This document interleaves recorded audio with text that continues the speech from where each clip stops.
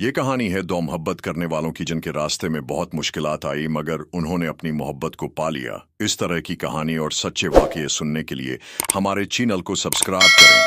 वीर एक बहादुर राजकुमार था जो निडरता और न्यायप्रियता के लिए प्रसिद्ध था। एक दिन वह जंगल में शिकार के लिए निकला, लेकिन रास्ते में उसे एक सुंदर तालाब दिखा। वहां उसने मीरा को देखा, एक साधारण लेकिन बेहद खूबसूरत गांव की लड़की जो मिट्टी के घड़े में पानी भर रही थी। उसकी मासूमियत और सौम्यता ने वीर का दिल मोह लिया। वीर घोड़े से उतरा और मीरा के पास गया। तुम कौन हो? उसने कोमल आवाज में पूछा। मीरा ने सिर झुकाकर जवाब दिया, मैं मीरा हूं, इस गांव की एक साधारण लड़की। वीर मुस्कुराया, पर तुम साधारण नहीं हो। तुम्हारी आंखों में गहराई है और तुम्हारी मुस्कान किसी राज्य की दौलत से ज्यादा कीमती है। मीरा शर्मा गई। राजकुमार, आप मजाक कर रहे हैं।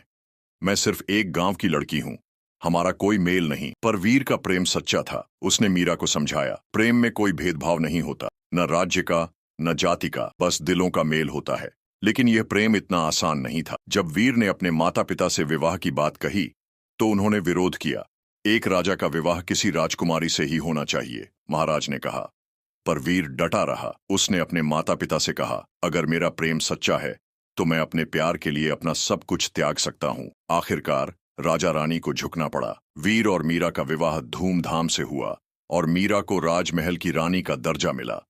राजमहल में भी मीरा अपने संस्कारों को नहीं भूली। उसने वहां के लोगों की भलाई के लिए काम किया और प्रजा की चहेती बन गई। वीर और मीरा का प्रेम इतिहास बन गया, एक ऐसी कहानी जो सच्चे प्रेम की मिसाल बन गई।